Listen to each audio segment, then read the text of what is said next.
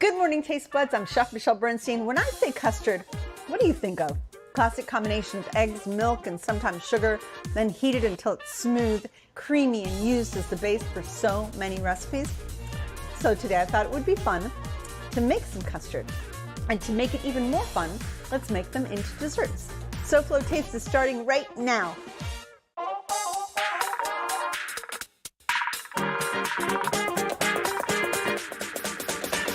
I'm so excited.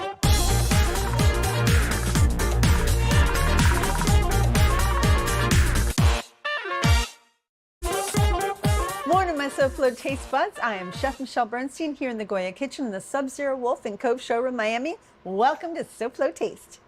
What do you get when you combine milk, eggs, sugar, and gentle heat? Well, the answer is one of our most comforting, delicious comfort foods and the start of so much good. It's a custard, and it's what I'm all about today. So let's get cooking. I should have clarified that. These are actually custards that are made in the oven, mainly today.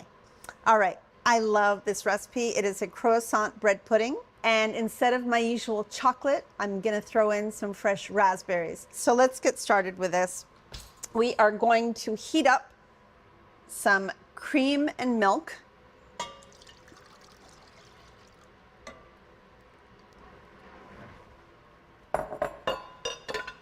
On a nice low heat, get that nice and warm. All right, in this bowl, I'm gonna combine sugar, egg yolks,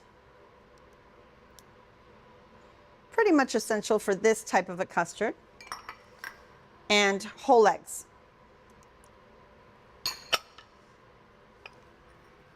Let's add in some vanilla paste. This is a little different than vanilla extract. See how nice and thick it is? And it has little speckles, just like true whole vanilla would. It is a little more expensive, but if you're gonna make something special where the vanilla really counts, this would be where you would wanna spend the money. And a pinch of salt, which is really essential in all of the custard recipes today, because when you taste a custard that has a tiny touch of salt in it, it's amazing how everything becomes kind of more important on your palate and the flavor grows. You know, salt is not about being salty. It's a flavor enhancer is truly what it is. All right, so I'm gonna whisk this up. We really wanna combine this until the egg yolks lighten a little bit in color and they're really well mixed. Now, with a bread pudding, it's really important to allow whatever type of bread, croissant here, but really anything you're using, to really marinate and soak through so that the bread really becomes one with the custard. And the only way to do that is with time. So whenever I make any kind of bread pudding, I always let it soak up in the frittering color, pretty much ready. Let this get nice and hot. When it does, you're just gonna add a little bit of cream mixture into here, a little at a time. It will shock the eggs and you'll get scrambled eggs if you add it in too much at once. A little bit. This is called tempering, and you'll see this a lot today. It's bringing the temperature of the eggs up with the cream milk mixture. Can you believe how easy that was? So once that is totally combined and you can feel as you're whisking that the sugar has melted, go ahead and pour this into the croissants, which by the way, I got the croissants. I got everything here from my friends over at Milam's, and they want me to remind you the summer harvest of produce is in. Perfect peaches, plump plums, neat and clean nectarines and cherries and berries. Milam's produce department is stocked daily with hand-selected fruits and veggies chosen for freshness, flavor, and quality. Check them out at milamsmarkets.com or at their Coconut Grove, Miami Springs, Pinecrest, Sunny Isles Beach, Coral Gables East and West stores. Milam's Market, SoFlo's family grocer since 1984. Milam's experienced the difference. All right, so this goes in the fridge overnight. After it soaks is when you put the raspberries on them. Of course, I have one in the oven. Let's go ahead and take it out.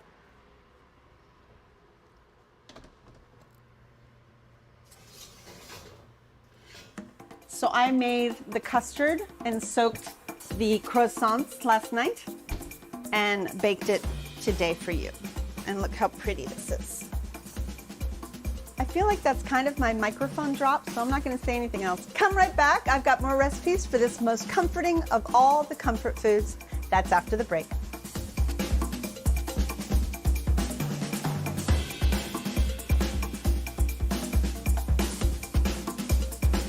Stay where you are and learn from a James Beard award-winning chef, Michelle Bernstein, at the Goya Kitchen at the Sub-Zero Wolf and Cove Showroom, Miami. Next on SoFlo Taste.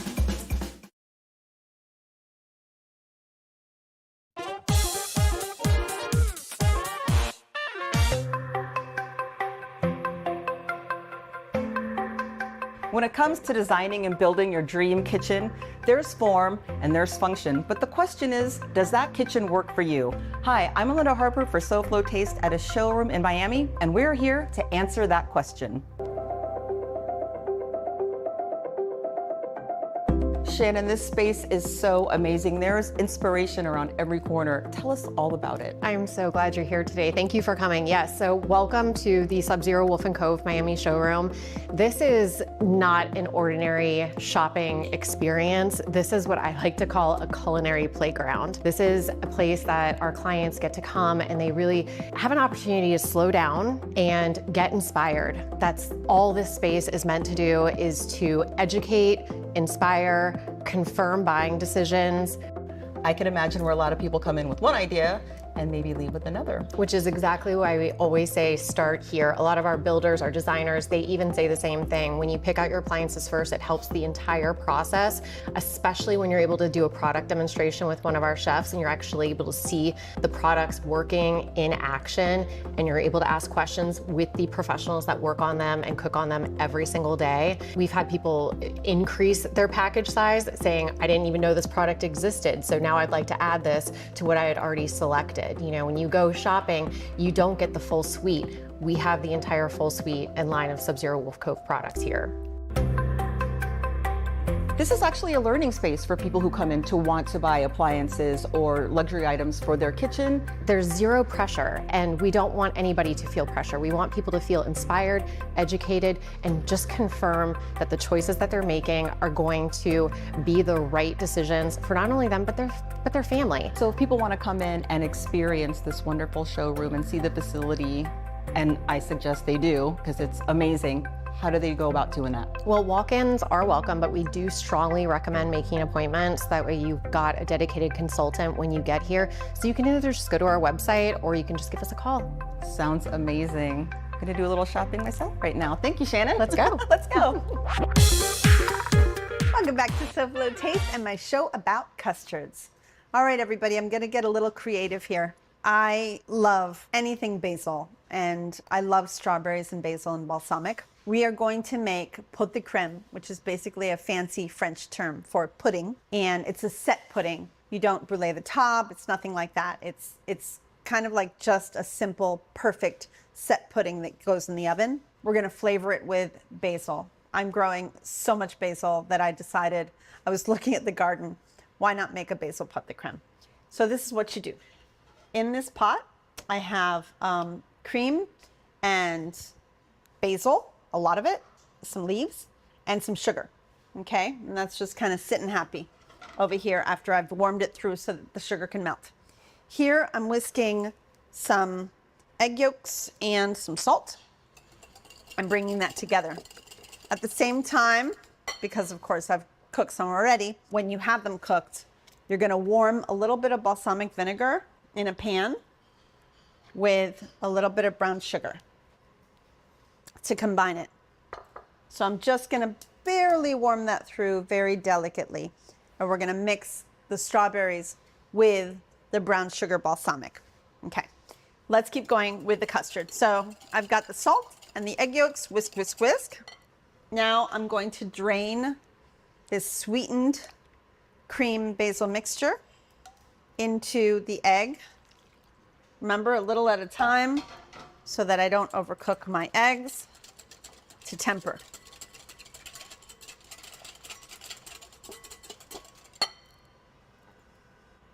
And by the way, in case you do happen to have scrambled eggs, which does happen every once in a while, you can always strain them through a fine sieve or mesh. And that will take away any bits of cooked egg.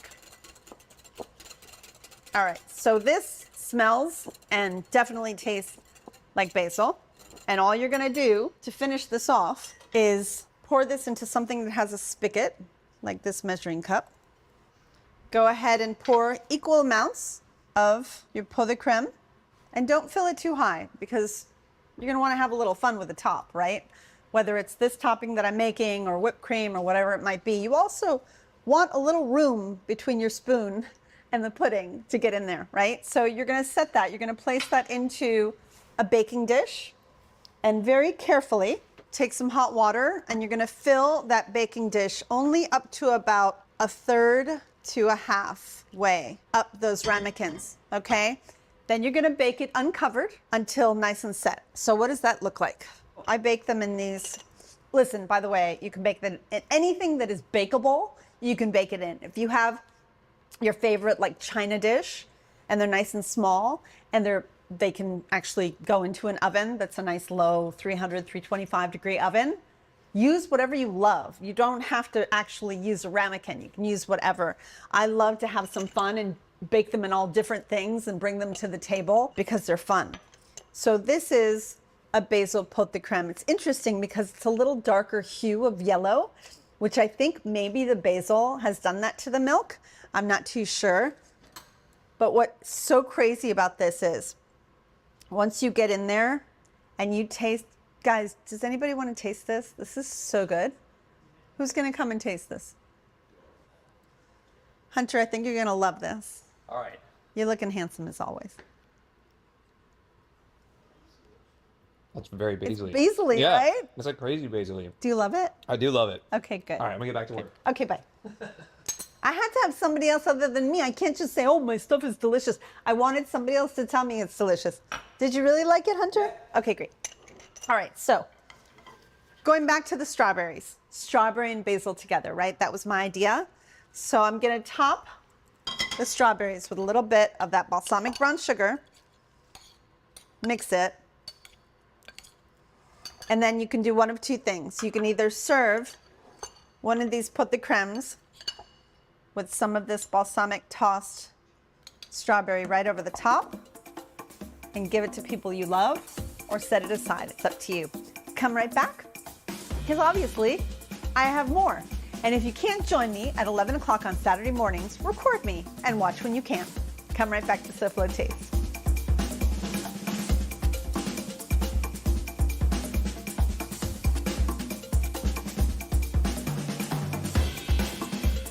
Stick around, things are just heating up here on SoFlo Taste.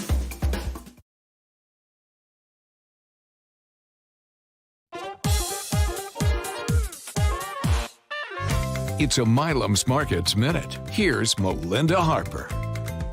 We are at Milam's Market in Coconut Grove, and I'm joined by Christy Milam. And Christy, I have to tell you, the produce department is amazing. Everything looks so fresh and delicious. Well, thank you for saying that. We really do take the selection process when we're buying our produce very seriously, because we want to make sure we have a large variety and also very fresh, colorful, high quality produce. And one of my favorites is pineapple. Now, we have regular pineapple, which everyone's had. Okay. But have you ever had a honey glow pineapple? I have not. Or a pink glow pineapple? No, I've heard of the pink glow. Okay, the pink glow is pink inside, but honey glow is an exceptionally sweet pineapple. I mean, delicious. So we really try to make sure we're buying the highest quality produce so you can bring it home to your family to enjoy. I mean, you can get it all here. Well, we thank you for choosing that for us. And how do customers get this produce? You'll come to one of our 6 locations in South Florida or order online at milamsmarkets.com. We suggest coming to the store. Have a sensory overload, grab some fresh fruit, and have a great time. Welcome back to SoFlo Taste and our show all about sweet, delicious oven-baked custards. So we're going to end the show with a perfect vanilla creme brulee. For the celebration of our vanilla creme brulee, it is so simple. I'm going to go ahead and use a vanilla bean. They're hard to come by and they're very expensive, but I keep a few of these in my freezer. I use bits of it and put it back in the freezer to try to just keep this as long as I can because it's so good. So to split a vanilla bean, first of all, Once it comes out of the freezer, I kind of warm it in my hands. And then I make sure that it's really nice and flat, like so. And then I'm only going to use about a quarter of it. So what I'm going to do is just cut half of it lengthwise and then use that quarter piece, cut that, and then scrape out all the goodness, just like so, on both sides. Obviously, I'm not going to throw that little piece away. I can either put that into my cream mixture, or you can put this into some sugar and have the most delicious vanilla sugar that you can keep in your cupboard and use it whenever you want to. All right, so let's go ahead and heat up our cream and milk mixture. And for this, I'm actually going to heat some of the sugar in the cream and some of the sugar in my yolks. All the yolks, the 5 yolks, go into, and by the way, I'm only using really, really good eggs here. When you have such few ingredients, you want to make sure that all of those ingredients are really good ingredients, right? I'm going to add a pinch of kosher salt in there. I'm going to add my vanilla bean and scrapings here. Let's go ahead and whisk this up. These eggs, of course, came from Milam's too. And, you know, I always choose my favorites. I think that we all have a favorite egg, at least I think so. Those of us that love eggs. And I love the selection that they have. And I know every time I go that I'm going to find what I love. All right, this, as just the time before, you're looking for a lighter color of yellow. And you're looking for the sugar to really get mixed in there to where you don't hear the granules of sugar anymore. Okay, once this is nice and hot, we're going to temper it in.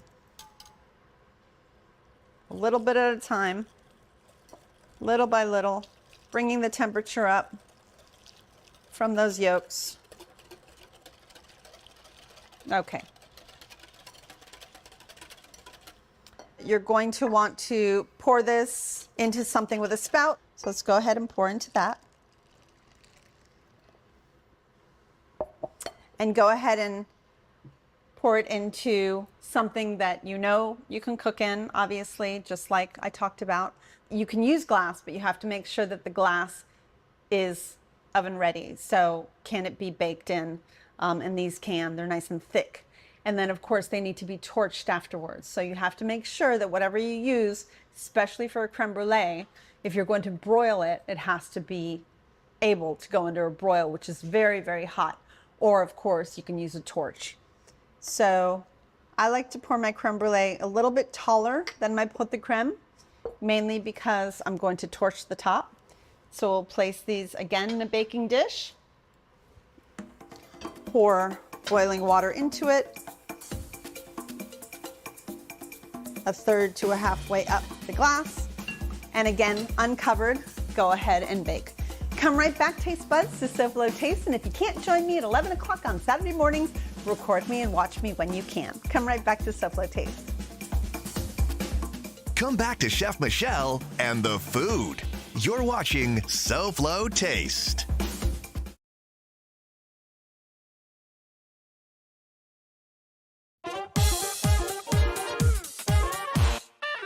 Welcome back to SoFlo Taste. We're talking custard. All right, speaking of which, check out my gorgeous creme brulees.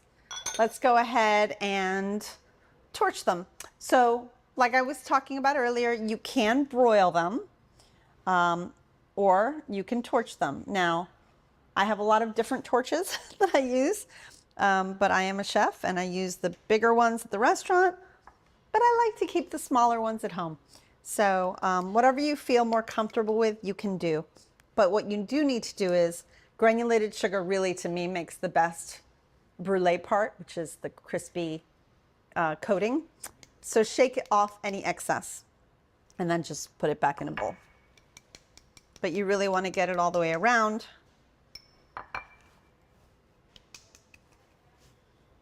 Cover every little square inch of that.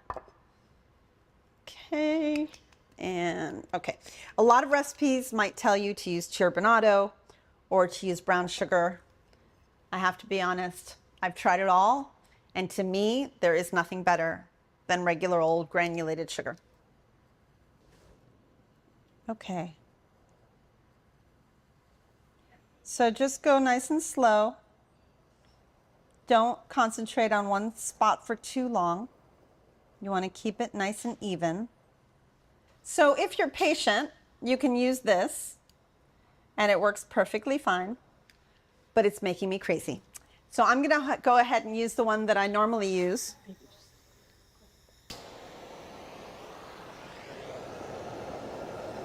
Yeah, that's better.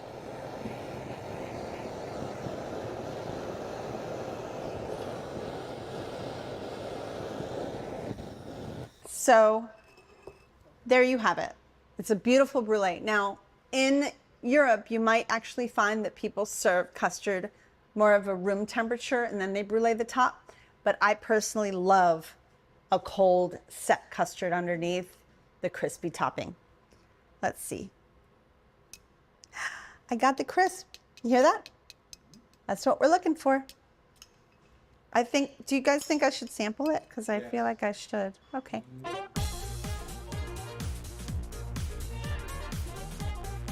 Oh, good. So as you've seen, custards can be sweet. The protein can congeal without being too sweet and be the base for so many different things, so many sauces, different flavors. It's a whole world out there in the custard world.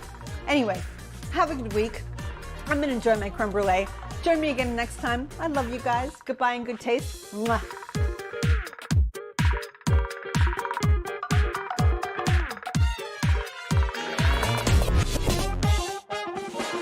Denaturation and coagulation.